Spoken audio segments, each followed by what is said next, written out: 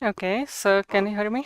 Everything is okay. So hello, my name is Jana Machutová, and I'm going to talk about memory model, which will be the second memory model talk today. So I will try to go through the theory a little bit faster, as there was whole complete talk right before me. And first of all, just make it work. Will be nice. Why would we want to learn more about memory model? So the motivation, there are more motivation for it. Word is not single-threaded anymore. Like every one of us needs to deal with a little bit of concurrency time to time, even if you are not. Yeah. Okay, so the first motivation is obvious. Like every one of us need to know a little bit of concurrency time to time, even if you don't specialize in it. Sometimes you run into some problems you need to solve, and it needs to know you need to know your weapons which are available right now. Like a lot of people like me who are learning concurrency with simple mathexes and logs, and we are further right now. There are more options, and it's good to know them all to decide well what to actually use, what fits your problem the best. So the problem is, and the last motivation, it's fun. Concurrency is really fun, especially debugging it. So to introduce one story which will guide us through all the problematics, I have Hedvika and Dan, and Hedvika is a girl who like hiking, and she found out on a map nice trail she wants to go. And it's look like this, and we will go through all those synchronization primitives through that with her. And there's also Dan, who loves hiking too. He found out on the internet somewhere that trail, and he wants to try the same trail like Hedvika. So we have our first initial threads, which are going to execute this exactly same road, but they don't even know about each other so far, because if you don't share any data, you don't know anything about anyone else. Like you don't know anyone who went through the same road before you if they don't tell you. So let's focus on the second day of hiking, where there's a visit of a nice lighthouse and some beach time.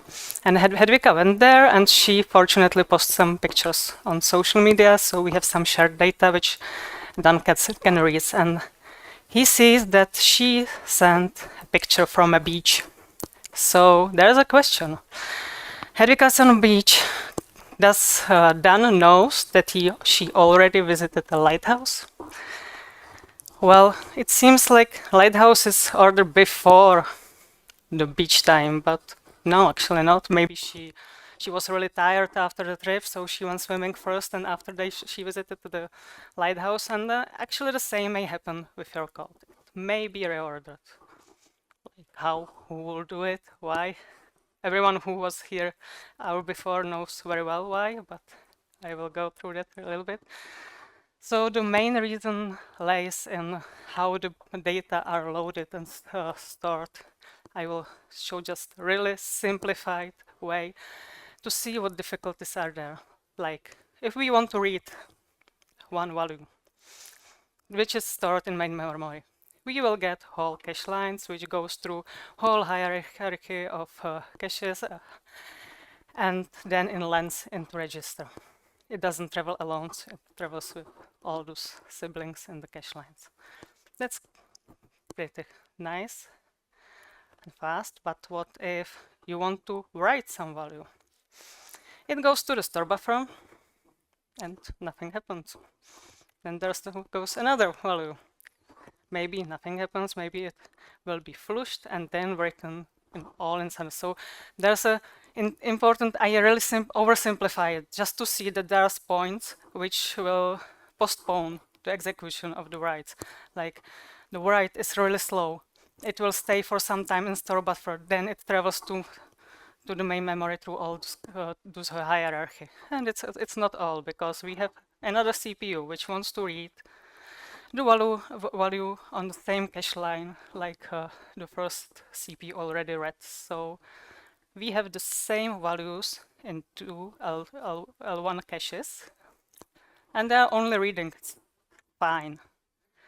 But then the first processor decides to write there. So if it goes just to the main memory, we have a problem because the second processor thinks there's a different value, so we have to propagate it. We have to propagate it back, and it's pretty long way. So it's pretty expensive, and if you get some value into register, you want to do all the operation you want to do on it before you release it, before you lose it. So those are the reasons why the compiler reorganized, one of the reasons why they reorganize your code. I just want to show the simple examples to understand why it happens. So you may have simple buffer, two-dimensional buffer, and you want to multiply it and save it into another buffer. You go like those two for loops. And what happens? You have this data stored like this, and for every single value you have to read the cache line. You have to travel all the cache line through all the memory hierarchy. But your compiler is usually clever at what he will do. He will just switch those for loops, and you have it nicely ordered in the cache lines, and you will save quite a lot of time. That's just one example of many optimizations. Another one is, okay, you have variable loaded into registry already, and then in between there's some stuff you are working on which doesn't have any connection to those variables, and at the end there are increments. So you want to couple this operation. You already have that in the register. You want to do this operation. There's no dependency in the code between, so you will just do this, and you will save a lot of time. So those are the reasons, and there are many more sophisticated why your code is not actually executed in the order. And some changes may come in processor dynamic optimizations.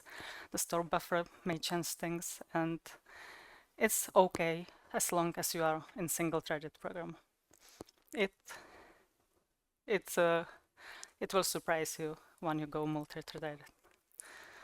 So back to our hike, as we were talking about the data flow, that hike became popular, and Hedvika organized trip for introverts. Like everyone is going, enjoy their trips alone, but they have to meet sometimes. So they have to get into the same bus.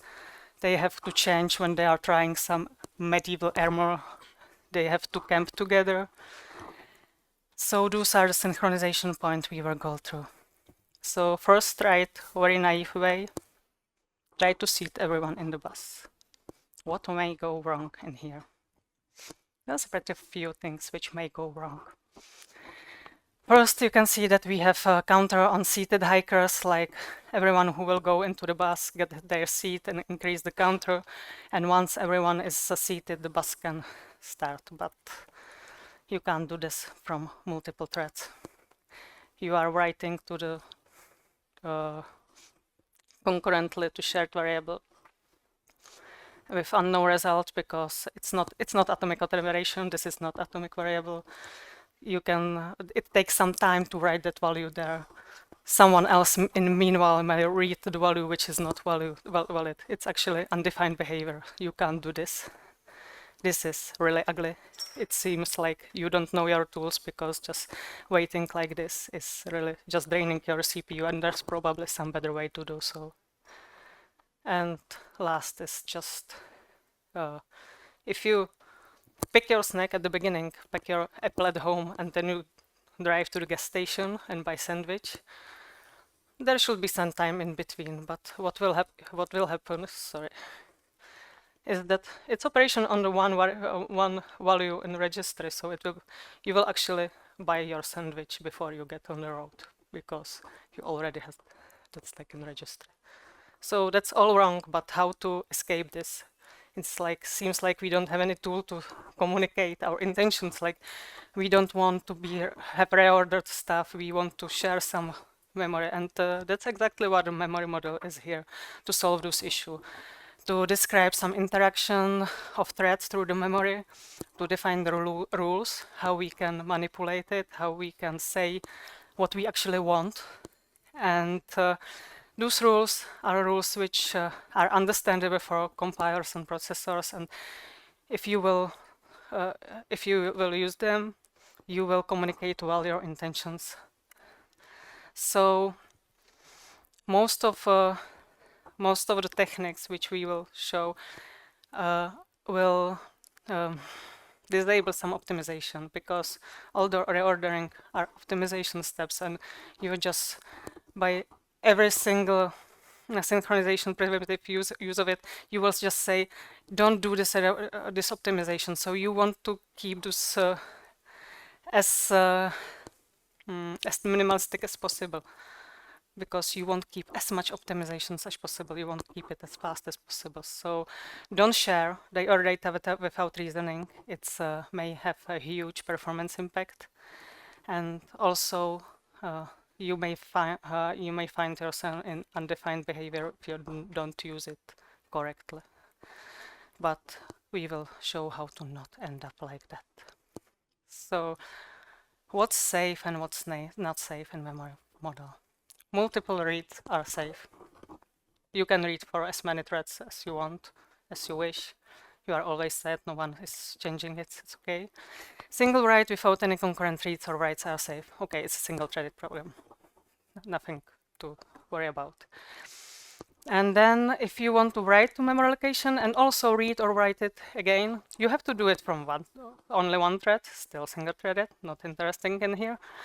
Or define happens before relation, or access that location atomically. And those two we will go more deeply into in more examples in a while.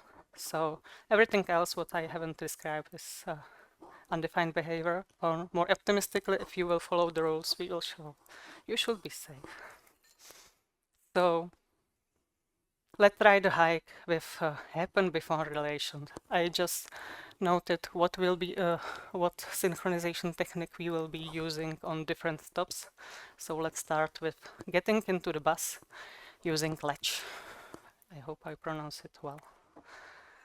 So what is the latch? It's a single-use meeting point which is initialized by some value. And every time someone arrives to that point, to the latch, the value is decremented, and no one can continue until it reaches 0. Everyone continues, everyone who booked the seats in the bus, everyone is seated, all may continue on their way.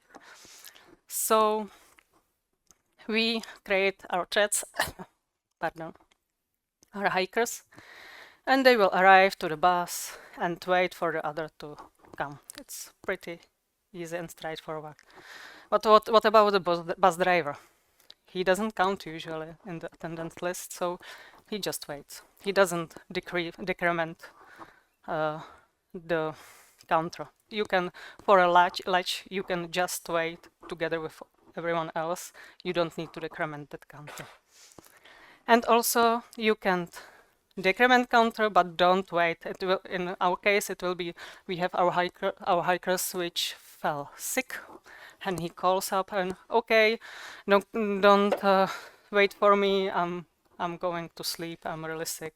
So you can count him down, but he can continue sleeping and drinking tea at home. He's not blocked. All those 3 operations are possible, and are really, it's a really nice and simple way how to synchronize your stuff. But it's only single use. It means once you count it to 0, it's not reset to the original value. There's another one. So next step for our hikers are this medieval castle, and there's exhibit of beautiful armor. You can try it on, and you can take some picture in it. So we will use mutex locks. So what is mutex? Pretty simple primitive providing exclusive access to critical section. You can lock it and you can unlock it. So you will wait your Oh, it was not me. So you will take your armor and no one else can take it in Miwa. Of all the time you have it locked. No one can take it. You can wear it. You can take her selfies. You put it down and then someone else can acquire it. Everything which is between lock and unlock is only your private space. No one can disturb you. You can notice that the share selfie online is on the last line. Don't do it while you are in armor because you are blocking everyone else and you are spending a lot of time in there. It's really important. It sounds like something simple, but sometimes I see like in the critical area there's things which are not needed to be protected. Put there only the stuff which is really necessary to protect because you are wasting your time. But this one is the simplest possible use. Of course, there are some notes like distracting locked mutex is undefined behavior as well as terminating thread, which is holding the mutex. You have to take care of unlocking it. You have to remember it, which seems to be easy, but sometimes it may be pretty difficult because you may have multiple exit points from your function. Like in here, you see that your bus is leaving soon, so you immediately run to the bus. You should put your armor down. You should remember that. But you forgot somehow, and it will lead you into the undefined behaviors. So you have to put unlock even here, which is still simple. You have still only 2 points, but it may have become complicated. So there we have safer wrappers for that. So you can use lock guard, which takes this responsibility for you. In the moment you will create lock guard, it will lock that mutex for you, and it will be unlocked in the destructor. So you don't need to care. It will be unlocked. That's nice and cool, and you can see I've put it into the curly bracket again for the same reason. Don't share your selfies in the armor. It's in different scope, so during sharing you will be the lock guard will be already destroyed and you are safe. But sometimes you need a little bit complicated situations. You need to lock and unlock repeatedly, which is not possible with lock guard. It's just created locked and distracted unlocked. But you can use unique lock, which you can even create unlocked. And then you can repeatedly lock, unlock as many times as you need. In here, you take your pictures and you see that you can take selfie as your full body. So you will throw it down, find some good photographer, come back and lock it again and take another pictures. So we are repeatedly locking and unlocking as you wish. And on destructor, it's unlocked again. Yeah. And the last, the most complicated one maybe, is useful when you know that there's a lot of threads which wants only to read the value. Actually, reading can be done concurrently, but when there's only one who writes, it needs to be protected. So you can have a shared mutex. And if you try your armor on, you will lock it only for yourself as before. You will use lock guard for that. But if you want to go just for a show of the armors, you can go maybe in a group of 30 people. 30 people may have a look. They will go together and have a look on the exhibition. The only condition is that no one is just wearing it right now because you want to see it, not with that guy. So yeah, you can lock it for only one, or you can share the log, but you should be only reading that. So those are all the options I found for matexes, but it's good to notice that it's best to use the simplest possible option always, because it's always has some price. All the complexity comes with some price. So I think for me personally, I'm usually okay with lock guard. The next one, after a long day, everyone will arrive to the campsite. They will build their tents and they will use the barrier for it. Actually, barriers are very similar to latch, but not exactly the same. They are reusable, and you can see there's one extra parameter for them. So barrier has also the initial number, which will be decremented every time someone arrives to the barrier, but also have completion function, which once everyone arrives, when the counter reaches 0, one of the thread will execute this competition function, and after that, we are all allowed to continue. It's important that only one do that. It's nice for us because we want to check that everyone arrived into the camp, and we want to introduce the plan for another day. Like, we don't want everyone to introduce that plan. We want to hear it only once. So it's nice when everyone arrive. We want to tell it to everyone just once. So it's a nice use of completion function. It's also possible, same as in the latch, to drop it. So you can arrive, you will decrement the counter, and then you will drop it. I don't participate in it. I'm sick. I don't want to continue with you. I'm going home. I'm not blocked by you anymore. But in this case, it has an interesting effect on the because barrier is reusable. It means when it's counted to 0, completion function is executed, and all the threads continues. It will be reset to initial value again, and you can arrive to it again. But if you drop, the initial value will be lower. Like you said on this checkpoint that you are sick and you don't participate, and you won't participate in any other in the future. You are not expected to go to another checkpoint. It's a really nice feature of that. And if you are not sick, you will arrive and wait for everyone else, like before. What is different from latch? And something it was tricky for me to find out, is that you can't wait for the barrier you didn't participate in. You have to decrement that to wait for it. You just can't, hey, I'm waiting with you. No, it's not possible. You have to decrement that counter. You have to be active user. Okay, I have one more, because I like the barrier, one more example. And it's building the tent. Like, everyone is sleeping in the campsite, and the tent is pretty huge, and you can fit 3 people, maybe 4, into the one tent, so everyone bring their own part of it. So we have barrier when you can build the tent. Obviously, when all the people who's holding those parts arrive to the campsite. So you are waiting for 3 people to put the tent together, and the completion function is building the tent. It may happen that someone will fall sick. What will happen if you will fall sick and you carry part of the tent? You will put it to someone who already brings another part, so the barrier decrements, and it's okay, just someone has it heavier. And the last thing which is shown on those 2 lines is that you may arrive and wait in 2 different steps. You may know that you are the very first one in the campsite.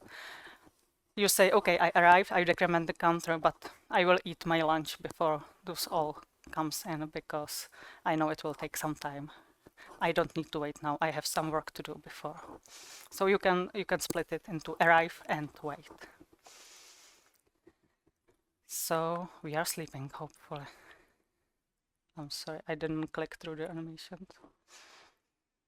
So next morning, everyone woke up and goes to the nice lighthouse. The lighthouse is pretty small and old, so only 6 people can fit in. It's for security reasons, so if there's 6 people, no one can enter until someone leaves. So we have a really nice technique to do so. It's a semaphore. It's a primitive that allows up to define count of thread of concurrently access critical section. There's also specialization of binary semaphore, which can handle only one attendee, which may sound like Matex, but it's absolutely different. I will go into that very soon, but it may be confused on the first side. Okay, I can let only one inside, so I'm just locking it. It's not that case, and I will point it out soon. So now I have capacity of 6 people going into the lighthouse. What I will do if I go inside, I will acquire my access, go up, enjoy view, and when I go up, I will release it. If the capacity, every time I acquire, someone acquire the access, the capacity will be decremented. When you release it, it will be incremented. Once it's 0, no one is allowed to go inside. It's pretty simple. You can also try to acquire. Like you can say, okay, will I fit in? And if not, I will continue. I won't block myself. I can do it for some time. I can say I will wait 5 minutes, and if not, I'm going elsewhere. Or I can do it until some time, like until they close, because I won't wait there during the night. Yes, and okay, let's think that we will buy tickets to that. So there's a family, or a bunch of family, and one of them is holding a wallet with money, so he's buying the tickets for everyone. And it's totally possible. Like one thread is acquiring, and another threads are releasing. That's why it's not a Motex. It's possible that only one member will acquire for all the family the entrance, and everyone will release it at the end. There's important things in between. I have a latch in between because I need to be sure that they really arrived before they are letting in.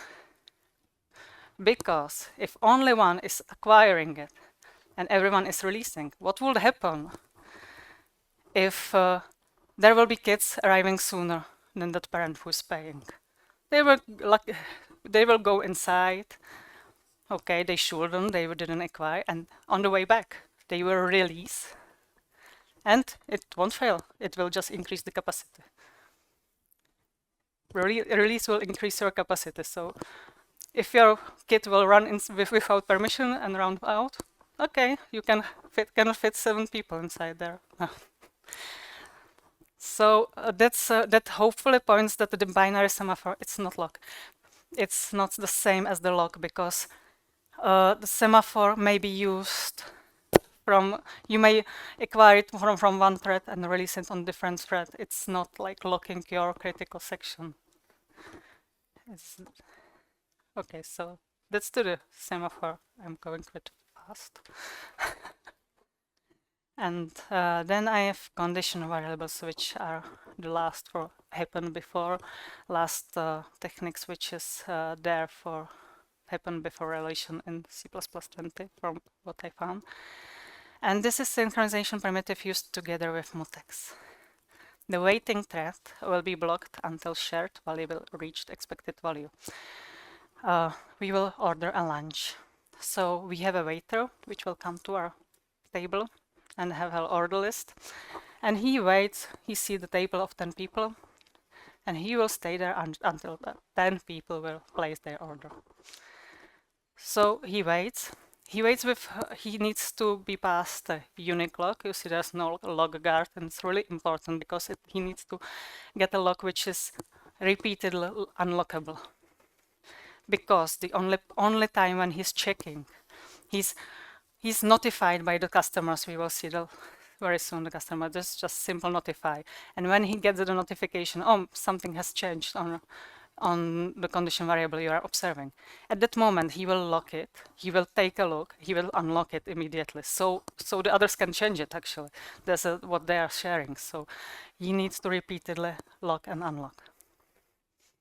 So he waits for everyone to place their order. What the guests do is guests read the menu, also log the value which is part of the condition variable, decrement it, and notify the waiter.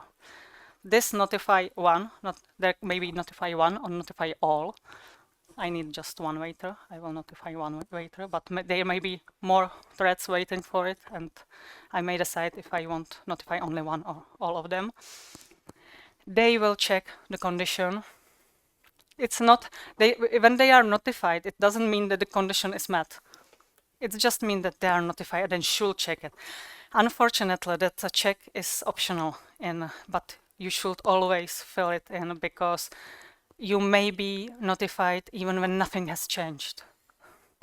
So you always need to check that it has the value you are expecting before you are going further.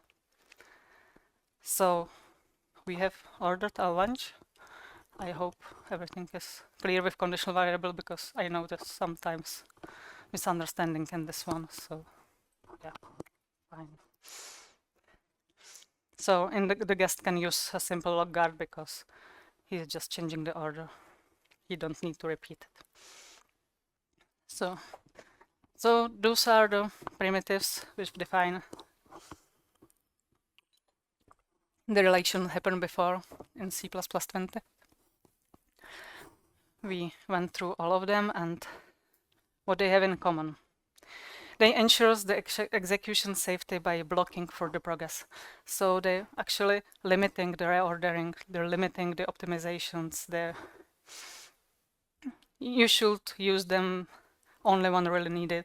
You should put in critical section only the code which is really needed to be protected because it has an impact on performance. And it may introduce deadlocks and all those fun connected to it. So you have to be really careful. If you acquire something, you have to release it in all possible ways when you are exiting your function. Even if you are throwing an exception, you have to release it. You have to take care about it. And yeah, that's it. So the second option of how to synchronize are atomics, which if you take the downsides of happened before relationships, you will say, okay, atomics will be simple. They just do it in one step. You don't need to care about deadlocks. There are no deadlocks, but it's not that simple. But it sounds nice. So what are atomics? Atomics, I said brief introduction with talks. I will cover what you may do with them, but it really needs a deeper study to actually use them. Like it's pretty tricky to find a bug in there. Atomic value allows you to change the value atomically. You don't, as you see in the pipeline through the memory that you can interrupt in the middle by someone else. It won't happen for you in atomics. It's immediately, you don't need to care, you don't need to guard it, you don't need to make some locks around it.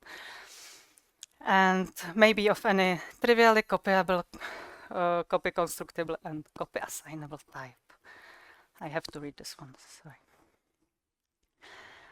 So often atomics are mentioned as locked primitives, but there's one thing which should be corrected by it may block internally. The only atomic which is guaranteed to not block is atomic flag. Actually, in real implementation, there are more of them, but this is the only one which is guaranteed. And you can ask, is lock free? You can find out what your implementation provides, but it's not entirely lock-free primitives. It's not the same. And the second line, it sounds like something obvious, but it's not that obvious at all in thought. Like two subsequent atomic operation may be interleaved by another. So this operation on atomics, you are comparing it and decrementing. It may not happen what you're expecting. It's not locked, it's not critical area. There may be some access to X in between those two lines from another thread. Sometimes it's hard to switch your mental model for it. So what can you do with the atomics? Basic arithmetic and logic operations on integers. You can write them explicitly as fetch at, or you have overloaded operators for them. With floating points, you have at and sub obscures. You can see few examples how to write it. It seems pretty familiar, but in the familiarity, it's a trap. because for this is not atomic operation. The line above is because plus equal is overloaded operator, but the x plus 1 will load the x, will to the local value it will add the 1, and then it will store, and in between may happen whatever. It's not atomic. So it's pretty tricky to use this overloaded operator. I can show it on one more example on those hikers. Like hikers are going to the top of the mountain and then they can buy some poster in there to have some nice reminder to show friends how good they are in hiking. So they go to the tops, and this one is absolutely okay. This is overloaded operator or atomics. It will atomically increment it by 1. What's bad is the posters. He chose poster and take 1, but this is not atomic. What is happening is it's, as I said before with the x, it will load the value to local temporary, decrement that value, and then store it. So what may happen is that it will load, it will see that there are 5 posters left, someone in between comes and take 3, and then it will store, okay, there are 4 now. So magically some posters appear back. So be aware of this.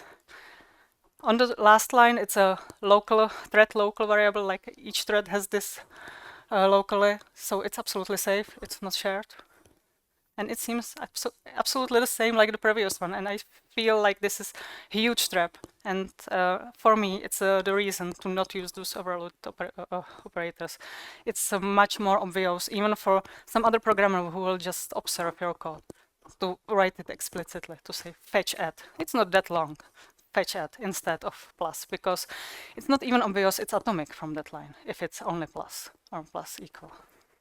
By this you are stating exactly what you want to do, that you don't want to do atomic operation, and it has some sense for you.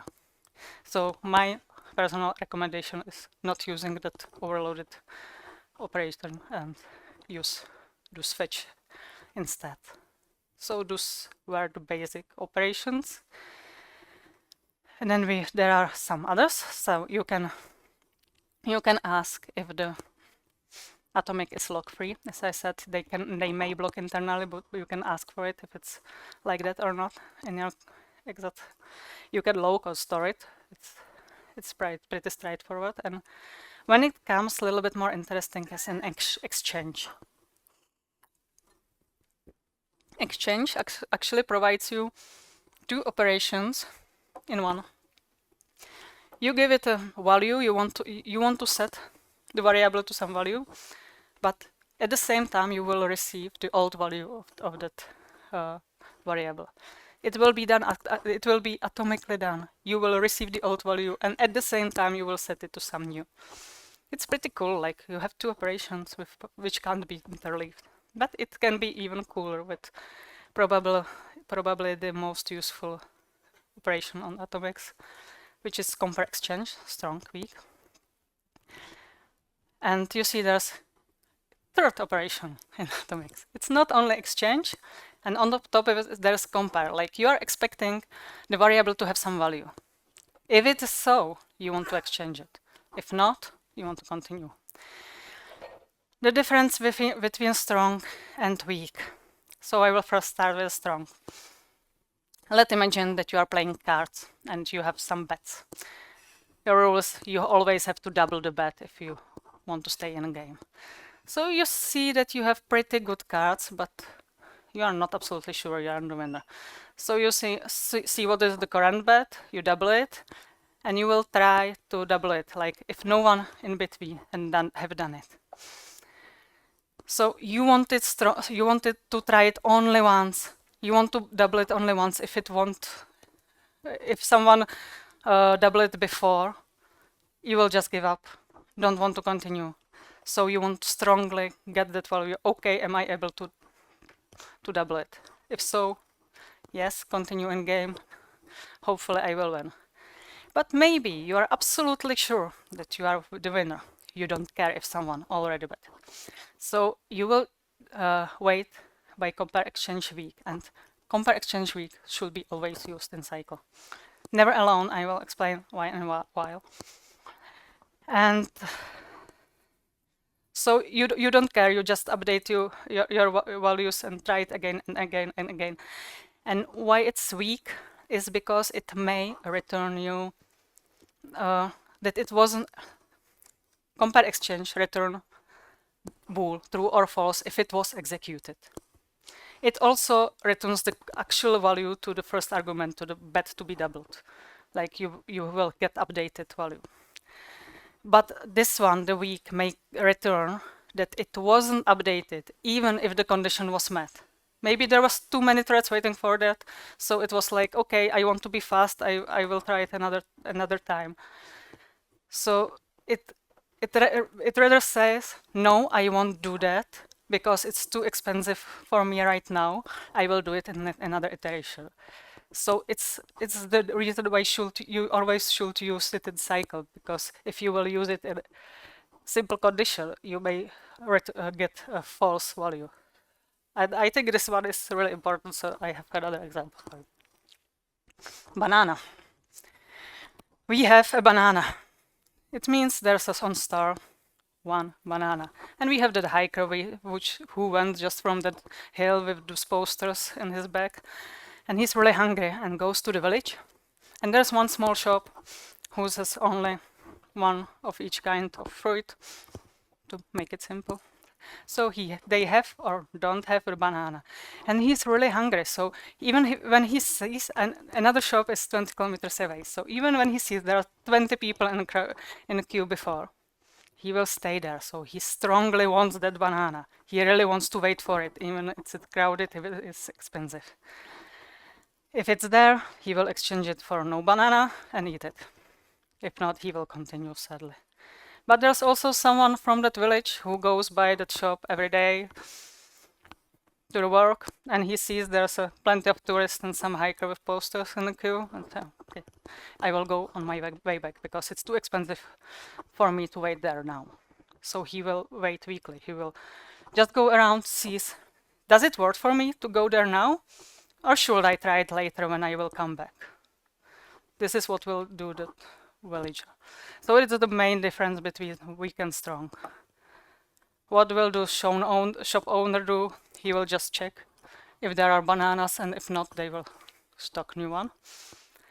But in those three examples, there's one of those compare exchange can be simply swapped from simple exchange, because the first one, no, whatever happens, there won't be no banana when I left.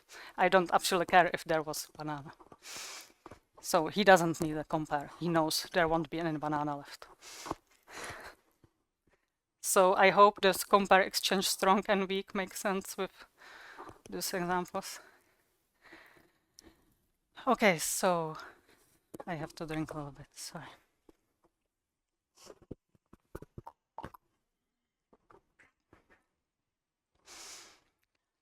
Another operations on atomics are notify one, notify all, and wait, which may be confusing as we were talking about conditional variables already, because they work a little bit different. In conditional variables, you wait until your check pass, until the condition is true.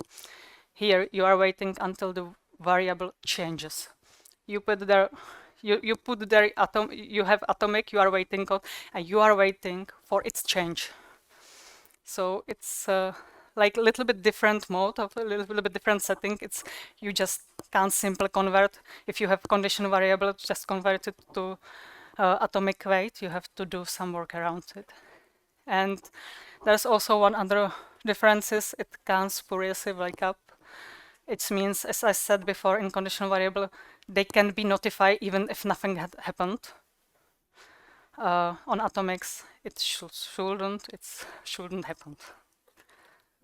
Shouldn't is too weak, but no, it don't happen. And you don't need to pass any logs because you are in atomic world. Another one is atomic reference. I don't have an example for this one, I'm sorry, but it's actually a pretty cool feature which allows you to make non-atomic variable behave like an atomic one. It's nice that you will wrap it into atomic reference, and from the time on, you can act like it's atomic. There's a few conditions. The object itself have to have overlive that reference. It's obvious, and you can't from anywhere from the code access that variable like without that atomic ref, just plain variable. You can't access it as long as the atomic ref of that exists. You can't access the pure variable, but otherwise it's pretty cool. And atomic shared pointer. I think it's self-explaining. Atomic shared pointer, pretty nice. So what can we do with atomics? We can pay that lunch. We already ate a lunch, so we can pay it. We will try it with atomics. So we have everyone knows his price for a lunch. It may be different. Everyone may order something else. And we have two atomics, like the bill to pay, which is for all together. And we have an indicator if the bill was already cleaned, like if everyone paid. So every customer will fetch the amount of the bill to be paid. Be aware, it's what will return is before I will subtract that my price. You will retrieve by fetch add. You will retrieve the value of that variable before your operation, not after. So if you're the last one, you are subtracting your lunch price. You don't end up with 0. You will end up with your lunch price. That's important to notice. So if you are the last one, if you are not the last one, you are waiting for the last one. And if you are, you will notify all. Everyone is waiting, not only one. You will notify all. Of course, change the value which are everyone waiting for. Everyone is waiting for bill cleaned. And you are okay, you can go home, you paid that. So what else? You can even call a waiter, because last time you ordered and the waiter just appeared out of nowhere. So maybe you want to call him to come to your table. You will actually spawn him. And how to do that? So the waiter waits for all the plate, orders to be placed. Against everyone is notifying the waiter that he's placing the order. No, not everyone. I'm sorry, I just messed up. Again, waiter is waiting for everyone to order. What the guest does is placing his order, decrement the number of orders to be placed. If he's the last one, he will notify the waiter, hey, I'm the last one, we are finished, you can go. And yes. And you can even create the guest, can check if he's the first one, if there's no waiter. Like, is there a waiter? Is atomic?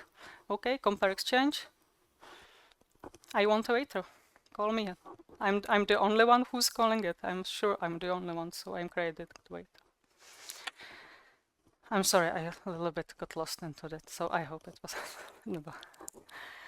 So the summary of the atomics, what we went through, is they allow us to perform several basic operations without the risk of the trace.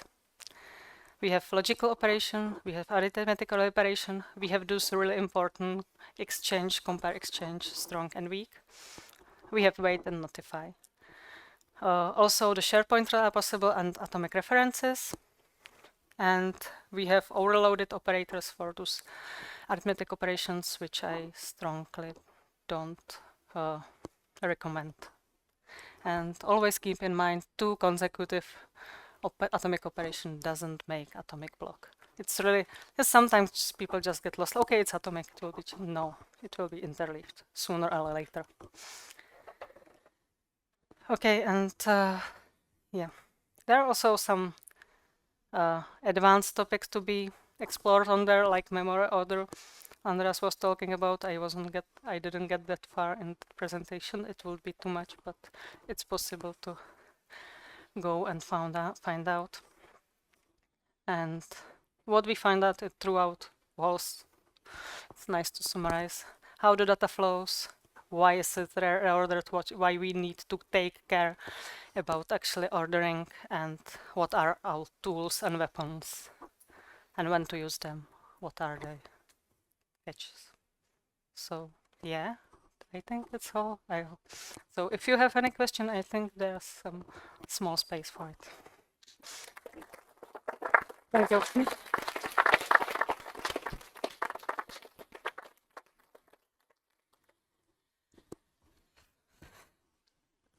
Yes. Yes. So, what would be a trade-off, or when would you pick atomic weight notify over conditional variable, or vice versa?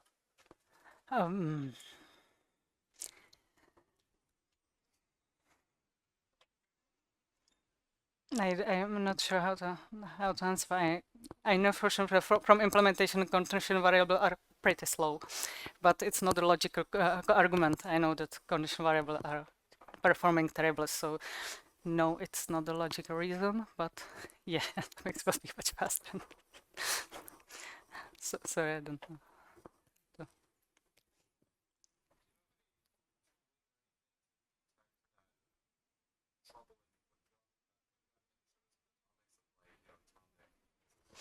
I don't know about anything, and I'm actually actively looking for that, but I don't know about anything.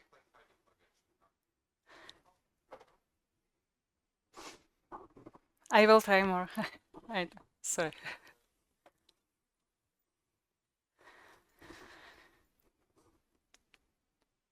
Okay. So thank you very much.